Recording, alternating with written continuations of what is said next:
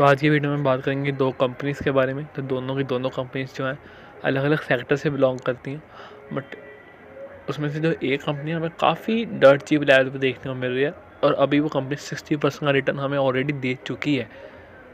But 60% का return देने के बाद भी इतनी सस्ती वो कंपनी मिल रही है, सही वैल्यूएशन पे मिल रही है।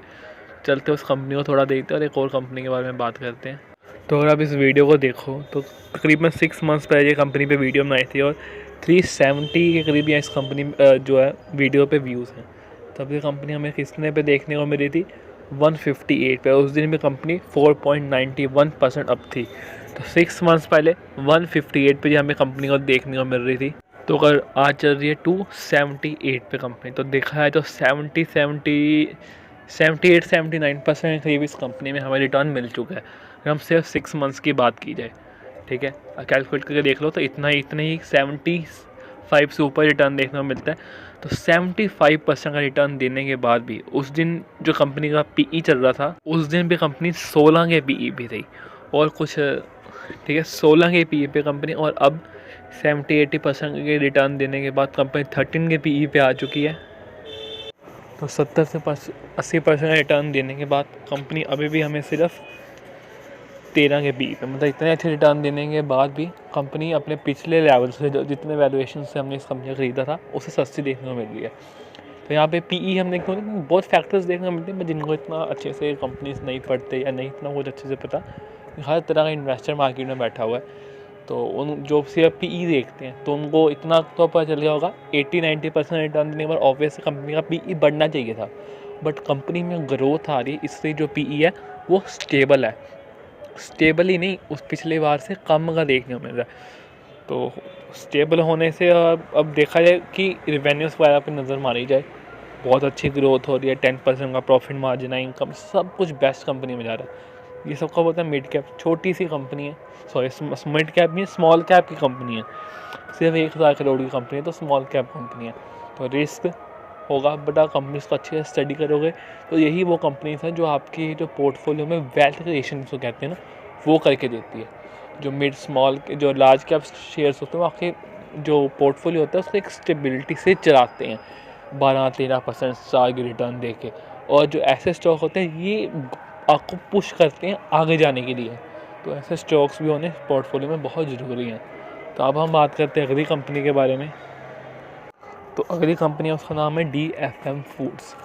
तो अगर हम चार्ट हम सबसे पहले कंपनी का देखते हैं, तो इसका चार्ट देखें, 5 डेज़ का 10% लॉस, 1 मंथ का 10% लॉस, 6 मंथ्स का 9, 1 ईयर तो 16%। मैक्स टू मैक्स पे जाएँ तो जब से कंपनी लिस्ट हुई है तब से लेकर अब तक जिसने भी कंपनी खरीदी है वो लॉस में होंगे। एक्सपेक्ट होंगे जिन्होंने इस डिप में 2020 के डिप में खरीदी है, तो वो तो अभी काफ़ी अच्छे 60% के प्रॉफिट में है, तो उन्होंने पैसा अपना 50% तक बढ़ा लिया। तो उनकी बात नहीं करें, वैसे ओवरऑल हम बात करें तो कंपनी नीचे है।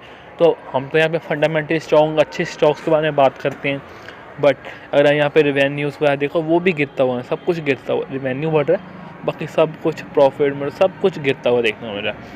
बट ये पूरी की पूरी बैलेंस शीट नहीं है, पूरी बैलेंस शीट में सबको देखता है कि कंपनी ने कितना पैसा कमाया, कहाँ पे कंपनी ने पैसा मतलब एडवर्टाइजमेंट में लगाया, तो वो माइनस हो जाता है और उसका हमें पता चलता है कि कंपनी ने प्रॉफिट कमाया कि नहीं कमाया। ये उसका नतीजा है, सब कुछ नेट निकाल के वहाँ यहाँ पे हमें वो देखने को मिलता है। बट अगर आप पूरी बैलेंस शीट पढ़ोगे तो असली में कंपनी ने तकरीबन 20-30 एग्जैक्टली याद नहीं, तो 20 से ऊपर करोड़ का प्रॉफिट किया है। कंपनी अच्छी है, बट रीज़न क्या है इस कंपनी को बाय करने का, और इस पे स्पेसिफिकली इस टाइम पे कंपनी को बाय नहीं करना, इस पे नज़र बना के रखनी है। और नज़र सिर्फ 1 या 2 क्वार्टर्स के लिए नहीं, अच्छे तरीके से इस कंपनी के ऊपर नज़र गड़ा के रखना, क्योंकि पूरा का पूरा मैनेजमेंट शिफ्ट हो रहा है पिछले 1.5 साल से, ये सबको पता है, ठीक है। पूरा का पूरा मैनेजमेंट चेंज हो चुका है और बहुत एक अच्छा ग्रुप इस कंपनी के अंदर आया है, बहुत एक अच्छा मैनेजमेंट देखा जाए तो इस एक्सपीरियंस्ड मैनेजमेंट जो उन्हें कंपनीज़ को पूरे तरीके टर्न अराउंड कर चुके हैं, वैसा मैनेजमेंट इस कंपनी में आया है। तो शायद जो चीज़ें हैं वो यहाँ से बदल सकती हैं, इसलिए हमें नज़र रखनी है कंपनीज़ में चल के रहा है। तो एक फ़नी बात मैं आपको बताता हूँ। तो तकरीबन आज से 1.5 से 2 साल पहले मैंने टाटा पावर को देखना शुरू किया था, ठीक है। उस टाइम पे वो कंपनी काफ़ी मतलब जो उसके इतना कोई अच्छी नहीं थी ना, तो इतना कोई बहुत फंडामेंटली स्ट्रॉन्ग कंपनी नहीं, कोई बहुत अच्छी ग्रोथ नहीं। तो मैंने उसको अपने लिस्ट में लिख के रख लिया था कि इस पे मैंने नज़र रखनी है, ठीक है। उसको एक साइड पे लिख के रख लिया था कि इसको हर क्वार्टरली चेक करने की जो इनकी लिबिलिटीज़ वगैरह हैं, जो इनके डेट एसेट्स हैं, वो यहाँ पे सेल ऑफ हो रहे हैं और क्या क्या ग्रोथ आ रही है कंपनी में। तो वो कंपनी बस वहाँ पे लिखी रह गई। तो पता नहीं वो मैं जगह से भूल गया और मैंने टाटा पावर की तरफ ध्यान नहीं देखा। और बाकी स्टॉक्स हम खरीदते गए, उनको पढ़ते गए, नई नई खरीदते गए, जो नई ठीक थे उनको बेचते गए। बट टाटा पावर जैसी कंपनी जिसके बारे में शायद कभी भूलना नहीं चाहिए था, किसको नहीं बोला मतलब टाटा ग्रुप्स के स्टॉक्स के बारे में। तो बस ये कंपनी टाटा पावर मेरे हाथ से निकली क्योंकि उसको जिस जगह पे मैं लिखा था तो वहाँ से वो मैं पढ़ नहीं पाया। तो मैं अब नहीं चाहता कि वो गलती मैं दोबारा करूँ DFM फूड्स के साथ। शायद ये भी एक टर्न अराउंड स्टोरी हो सकती है। तो ये सेम बस आपको बताने का, इस सारे बताना का क्या मतलब था कि आप भी इसको उस जगह पे रखो जहाँ से आप इसको ट्रैक कर पाओ। तो मैंने जिस जगह पे लिखा था उसके बाद मैं भूल गया लिख के। और जो टाटा पावर है मैं उसको आज के डेट पे परचेज़ कर रहा हूँ। तो कुछ ना वैल्यूएशंस के हिसाब से देखा जाए तो माना कंपनी काफ़ी अच्छा रिटर्न, मतलब 4 गुना तक कंपनी 1 साल में बढ़ चुकी है, 4 गुना का रिटर्न इस स्टॉक को वो दे चुका है।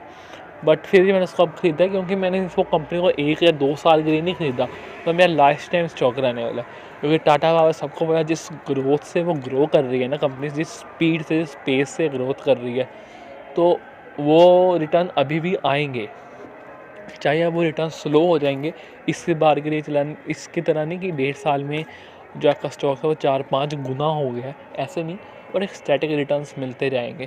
तो वो कंपनी भी अच्छी, तो हमने एक उसको पोर्टफोलियो स्टॉक के तौर पे ख़रीदा है। तो ऐसी DFM फूड्स, इस पे नज़र रखनी है, ख़रीदने की ज़रूरत नहीं है, नज़र रखनी है, इसको देखना कि कैसे क्या मैनेजमेंट क्या क्या कर रही है, कहाँ कहाँ पैसे इन्वेस्ट हो रहे हैं, क्या कौन कौन कंपनीज़ की सुनो, तब पता चलता है सब कुछ, कौन कौन बहुत इंपॉर्टेंट होते हैं सुनना, बहुत कुछ क्लैरिटी मिलती है हमें स्टॉक्स के बारे में। तो मैं वीडियो इतनी की रखता हूँ, काफ़ी लंबी हो जाएंगी। तो बता दिया कि क्या नहीं करना चाहिए आपको, जो गलतियाँ मैं कर रहा हूँ, क्योंकि किसी गलतियों से सीखना वो ज़्यादा ज़रूरी है खुद की गलती करके। सो आई होप किसी को कुछ ना कुछ सीखने को मिला होगा। तो किसी भी तरीके की डायरेक्ट या इनडायरेक्ट रिकमेंडेशन नहीं है, कोई भी फाइनेंशियल एडवाइस यहाँ पे नहीं है। खुद की स्टडी करो, अपने फाइनेंशियल एडवाइज़र की एडवाइस लो, तभी किसी भी तरीके का स्टॉक सेल बाय ट्रेड या कुछ भी जो भी आपने करना है तभी करना। So thank you for this video, till then good bye.